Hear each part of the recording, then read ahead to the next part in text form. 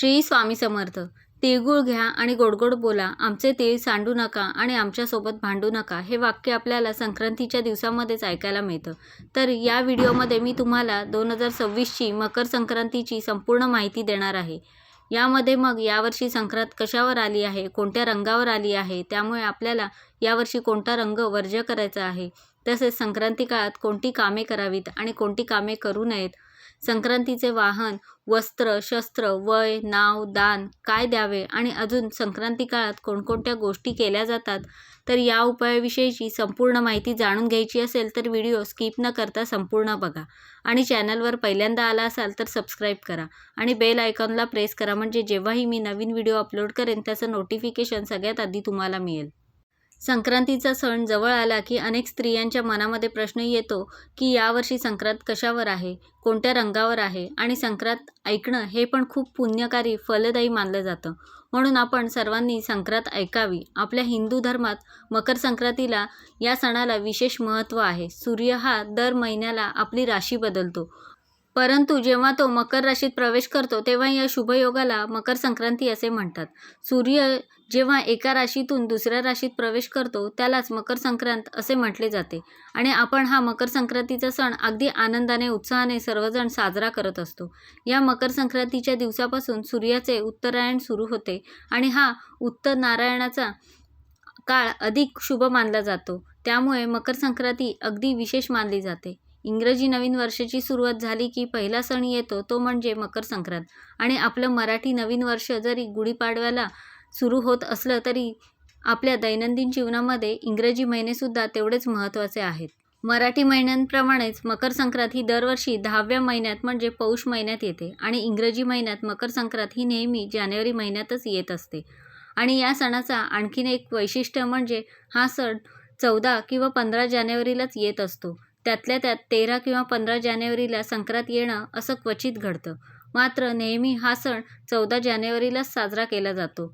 तर यावर्षी बुधवार दिनांक 14 जानेवारी 2026 रोजी मकर संक्रांत आलेली आहे. आणि यावर्षी असा एक योगायोग आला आहे की याच दिवशी षटतिला एकादशी पण आलेली आहे. अतिशय शुभ अशी ही तिथी आहे. एकादशी आणि मकर संक्रांती एकत्र आपण साजरी करायची आहे. बुधवार 14 जानेवारी 2026 म्हणजेच शके 1947 पौष कृष्ण 11 रोजी दुपारी 3:06 सूर्य मकर राशीत प्रवेश करीत आहे. आणि संक्रांतीचा पुण्यकाळ कधी आहे तर 14 जानेवारी रोजी दुपारी 3:06 ते सायंकाळी सूर्यास्तापर्यंत म्हणजेच 6:20 आहे. आणि या पुण्यकाळात स्त्रिया वाण, ओवसा करू शकतात, वाण देऊ शकतात आणि तिळगुळ म्हणून जे दान स्वरूपात देत असतो तर ते आपण तिळगुळ देऊ शकतो. इतर दानधर्म आपण करू शकता, जप तप करू शकता. संक्रांत ही दुसरी तिसरी कोणी नसून ती एक देवीचं रूप आहे. आणि संक्रांतीने ज्या वस्तू परिधान केलेल्या असतात त्या आपल्याला वर्ज्य करायच्या असतात. दरवर्षी संक्रांती वाहन, उपवाहन, वस्त्र, शस्त्र यामध्ये बदल होत असतो. सूर्याचे मकर संक्रमण बालवकरणावर होत असल्याने वाहन वाघ असून उपवाहन घोडा आहे. संक्रांती देवीने पिवळे वस्त्र परिधान केलेले असून हातात शस्त्र म्हणून गदा घेतलेली आहे. केशराचा टिळा लावलेला आहे. वयाने कुमारी आहे, बसलेली आहे. वासाकरता जाईचे फूल घेतलेले आहे. पायस भक्षण करीत आहे. जातीने सर्प आहे. भूषणार्थ मोती धारण केले आहेत. वार नाव व नक्षत्र नाव मंदाकिनी असून सामुदाय मुहूर्त 30 आहेत. ती पूर्वेकडून पश्चिमेस जात आहे व वायव्य दिशेस पाहत आहे. यावर्षी असं संक्रांती देवीचे स्वरूप आहे. पायस म्हणजे खीर, त्यामुळे या दिवशी दूध किंवा दुधाचे पदार्थ, खीर वगैरे खाणे टाळावे. म्हणजे या संक्रांती देवीने ज्या वस्तू परिधान केलेल्या आहेत त्या वस्तू आपण वर्ज्य करायच्या आहेत. आता या दिवशी काय करावे आणि काय करू नये तर या दिवशी स्नान, दान, जप तप, हवन, तर्पण या गोष्टी संक्रांतीचं पुण्यकाळ करणं अतिशय पुण्यकारक मानलं जातं. तसेच या दिवशी आंघोळीच्या पाण्यामध्ये थोडे तीळ घालून स्नान करावे. त्यासोबतच तिळदान करावे म्हणजे तिळगुळ द्यावे. आणि या दिवशी काय करणे टाळावे तर ब्रह्मचर्याचे पालन करावे. ब्रह्मचर्याचे पालन म्हणजे कोणाशीही कठोर बोलू नये, भांडणे वगैरे वादविवाद करू नये, गाई म्हशींची धार संक्रांतीच्या पुण्यकाळात काढू नका, वृक्ष गवत तोडणे टाळावे. संक्रांतीचा पुण्यकाळात दात घासणे टाळावे. संक्रांतीच्या काळात दान धर्माला खूप विशेष महत्त्व आहे. तर दान काय द्यावे? नवे भांडे आपण जे वाण देतो त्यामध्ये तुम्ही एखादे नवीन भांडे देऊ शकता, तीळपात्र देऊ शकता किंवा ब्राह्मणांना किंवा एखाद्या गरजू व्यक्तीला अन्न, गूळ, तीळ, वस्त्र देऊ शकता. या दिवशी गाईला घास अवश्य द्या. सोने, भूमी, गाय, घोडा इत्यादी आपण यथाशक्ती दान करू शकतो. आणि संक्रांतीच्या दुसऱ्या दिवशी किंक्रात ही नेहमी 15 जानेवारी 2026ला आहे. संक्रांती देवीने संक्रांतीच्या दुसऱ्या दिवशी किंक्रासूर नावाच्या राक्षसाचा वध केला आणि त्याच्या जाचातून प्रजेला मुक्त केले. म्हणून हा दिवस किंक्रात म्हणून ओळखला जातो किंवा करीदिन म्हणतात. या दिवसाला मकर संक्रांतीच्या दिवशी जी माणसे दान धर्म करतात आणि हव्य कव्य करतात त्या वस्तू सूर्य त्यांना प्रत्येक जन्मात देत असतो. मग ते तुम्ही तुमच्या यथाशक्तीनुसार कोणतेही दान धर्म करू शकता. रक्तदान, वस्त्रदान, अन्नदान, नेत्रदान, विद्यादान, श्रमदान यथाशक्ती आपल्याला ही दान द्यायची आहेत. त्याचबरोबर आपण भोगीच्या दिवशी किंवा संक्रांतीच्या दिवशी जे सुगड पूजतो, काही जण त्याला खण म्हणतात, बोळकी म्हणतात, तर ते सुद्धा एक प्रकारचं दानच आहे. कारण काही जण ते खण पूजल्यानंतर सुवासिनींच्या ओटीमध्ये घालतात किंवा काही जण त्यातले जे वाण आहे ते ओटीमध्ये घातलं जातं. त्यामुळे आपल्याला जे शक्य आहे त्या गोष्टी आपण या काळामध्ये नक्की दान कराव्यात. मकर संक्रांतीच्या दिवशी सकाळी लवकर उठून स्वच्छ स्नान करून सर्वात पहिली गोष्ट म्हणजे आपण सूर्याला जल अर्पण करायचं आहे. या दिवशी आपण सूर्याची उपासना करावी. म्हणजेच काय, सूर्याला अर्घ्य द्यायचं आहे. शक्य असेल तर तांब्याच्या तांब्यामध्ये आपल्याला पाणी घ्यायचं आहे. त्यामध्ये थोडंसं कुंकू, तीळ किंवा लाल फूल टाकायचं आहे आणि हे पाणी आपल्याला सूर्याला अर्पण करायचं आहे. आणि हे पाणी अर्पण करत असताना ओम सूर्याय नमः, ओम आदित्याय नमः, ओम भास्कराय नमः अशी आपण सूर्याची नावे घेऊन ते पाणी अर्पण करू शकतो. अशा प्रकारे तुम्हाला सूर्याला जल अर्पण केल्यानंतर आपल्याला सूर्याची विशेष अशी पूजा करायची आहे. त्यामुळे काय होतं तर आपल्याला निरोगी चांगल्या आरोग्याची प्राप्ती होते, उत्तम तेजाची प्राप्ती होते, आपले आरोग्य चांगले आणि निरोगी राहते. सूर्यापासून मिळणारे लाभ अनेक आहेत. आपल्याला डी विटामिन मिळते. आपण या धावपळीच्या जीवनामध्ये सूर्यप्रकाशात जाऊन बसणं शक्य होत नाही. त्यामुळे आपण जर दररोज सूर्याला नमस्कार केला तर त्या कारणाने का होईना आपण उन्हामध्ये जातो आणि आपल्याला सूर्यापासून मिळणारे जे काही विटामिन डी आहे तर ते मिळू शकतं. आणि दररोज सूर्याला नमस्कार केल्यामुळे आपल्याला चांगले निरोगी आरोग्य पण लाभू शकते. त्यामुळे शक्य झालं तर तुम्ही दररोज सूर्याला नमस्कार करा, सूर्याचा मंत्र म्हणा, त्याचे तुम्हाला नक्कीच फायदे होतील. तसेच या दिवशी पवित्र नद्यांमध्ये स्नान करणेसुद्धा खूप पुण्याचं काम आहे. आणि ज्यांना पवित्र गंगेत जाऊन स्नान करणे शक्य होत नाही त्यांना मी मगाशीच सांगितलं की आंघोळीच्या पाण्यामध्ये थोडंसं गंगाजल आणि पांढरे तीळ टाकून जरी स्नान केलं तरीसुद्धा ते खूप पुण्यकारक मानलं जातं. त्यामुळे आपल्याला पुण्याची प्राप्ती होते. हा संक्रांतीचा सण सर्वांनी आनंदाने मिसळून साजरा करायचा आहे. सर्वांना तिळगुळ द्यायचा आहे. तिळगुळ घ्या आणि गोड गोड बोला असे म्हणण्यासाठी संधी फक्त आपल्याला या सणालाच मिळते. त्यामुळे आपण तिळगुळ देऊन हा सण आनंदाने साजरा करायचा आहे. तीळ आणि गूळ हे उष्ण असल्याने या थंडीच्या दिवसांमध्ये आपल्या शरीरासाठी जी काही उष्णतेची गरज असते तर ती तिळगुळ पूर्ण करतं. आणि याचं मुख्य कारणामुळे मकर संक्रांतीला तिळगुळ देण्याची परंपरा सुरू झाली असावी. मकर संक्रांतीचा अजून एक महत्त्वाचा भाग म्हणजे सुगड पूजन. या संक्रांतीच्या सणामध्ये सुगड पूजन करण्यालाही खूप महत्त्व आहे. त्याला काही जण सुगड म्हणतात, बोळकी म्हणतात, काही जण खण म्हणतात. तर अशी घरातल्या प्रत्येक सुवासिनीची 5 सुगड म्हणजे 1 खण असं आपल्याला पूजायचं असतं. म्हणजे घरातल्या एका सवाष्णी स्त्रीसाठी 5 सुगड असतात.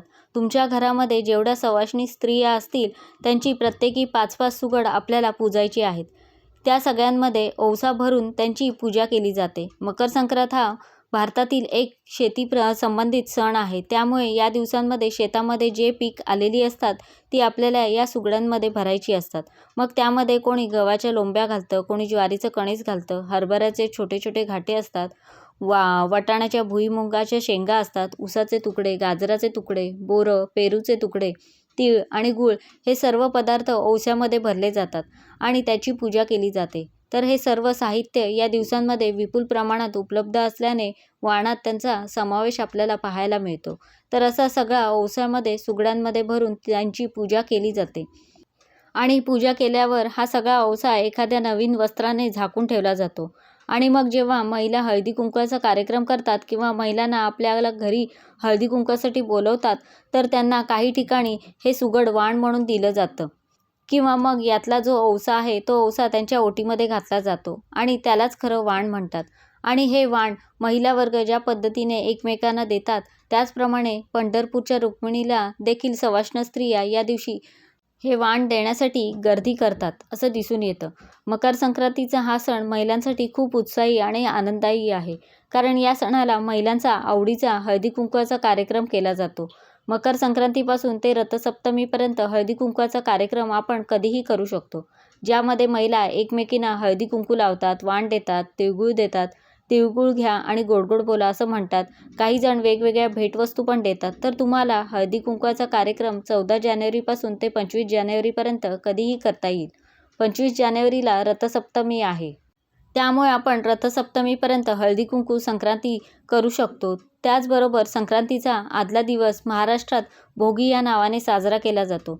या हवामानात उपलब्ध असलेल्या सर्व शेंगभाज्या, फळभाज्या आणि तिळाचं कूट घालून केलेली मिश्र भाजी, तीळ लावलेली बाजरीची भाकरी, लोणी आणि मुगाची खिचडी हे सर्व पदार्थ या दिवशी आवर्जून केले जातात.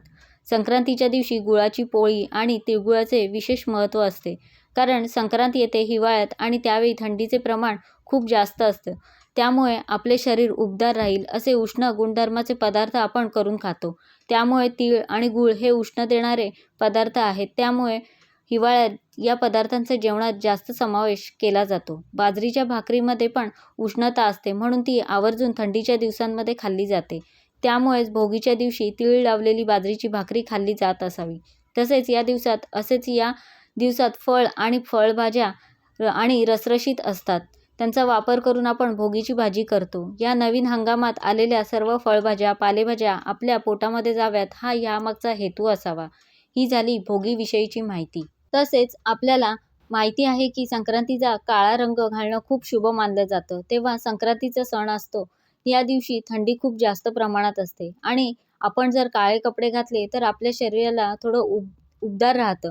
म्हणजे थोडक्यात थंडीपासून आपलं संरक्षण होतं. कारण काळा रंग हा सूर्यापासून मिळणारी उष्णता शोषून घेतो आणि आपले शरीर उबदार ठेवतो. त्यामुळे या दिवशी काळे कपडे आवर्जून घातले जातात. फक्त लक्षात ठेवा, प्रत्येक वर्षी संक्रांती देवी वेगवेगळ्या रंगाचे वस्त्र परिधान करत असते आणि ज्या रंगाचे वस्त्र संक्रांती देवीने परिधान केलेले आहे तो रंग आपण वर्ज्य करायचा असतो. तर यावर्षी पिवळ्या रंगावर संक्रांत आलेली आहे. त्यामुळे या दिवशी आपल्याला पिवळ्या रंगाचे कपडे चुकूनही घालायचे नाहीयेत. संक्रांती देवीने पिवळे वस्त्र परिधान केलेले आहे. त्यामुळे आपल्याला पिवळ्या शेडचा कोणताही ड्रेस किंवा पिवळ्या शेडची कोणतीही साडी घालायची नाही. डोक्यात पिवळ्या रंगाची फुले घालायची नाहीयेत. थोडक्यात काय तर या दिवशी आपण पिवळा रंग हा पूर्णपणे वर्ज्य करायचा आहे. हा भारतीय सण सौर कालगणनेशी संबंधित अतिशय महत्त्वाचा सण असून शेतीसंबंधी आहे. संक्रांतीपासून दिवस हळूहळू मोठा होत जातो आणि रात्र लहान होत जाते. मकर संक्रांतीच्या सणाला नववधूला हलव्याचे दागिने घालून आणि जावयाला तिळगुळ आणि आहेर देण्याची पद्धत महाराष्ट्रात आहे. म्हणजे जर तुमच्या मुलीचं लग्न झाल्यानंतर पहिली संक्रांत असेल तर तिच्यासाठी माहेरून ओवसा पाठवला जातो. त्यामध्ये नवी साडी आणि सर्व शृंगाराचं साहित्य, तिळगुळाचे लाडू, हलव्याचे दागिने, तिळगुळाचे पदार्थ हे सर्व साहित्य असतं. किंवा तुमच्या घरामध्ये जर नवीन सून आली असेल तर तिचा तुम्ही तिळवा करू शकता. तिला हलव्याचे दागिने घालू शकता. सर्वांना हळदी कुंकवासाठी बोलवू शकता. तुमच्या मुलीची किंवा सुनेची जर पहिली संक्रांत असेल आणि हळदी कुंकवासाठी आलेल्या स्त्रियांना आपण पहिल्या वर्षी हळदी कुंकवाच्या पुड्या किंवा पाकिट वाण म्हणून आपण हळदी कुंकवाची भेट आपण द्यायची असते. अशा प्रकारे नववधूची संक्रांत साजरी केली जाते. तर अशा प्रकारे मी तुम्हाला संपूर्ण माहिती देण्याचा प्रयत्न केला आहे. कसा वाटला तुम्हाला आजचा व्हिडिओ मला नक्की सांगा. आवडला असेल तर लाईक करा, जास्तीत जास्त लोकांपर्यंत शेअर करा आणि असेच छान छान व्हिडिओ पाहण्यासाठी आजच आपल्या स्वामी माझे गुरु या चॅनलला सबस्क्राईब करा. धन्यवाद.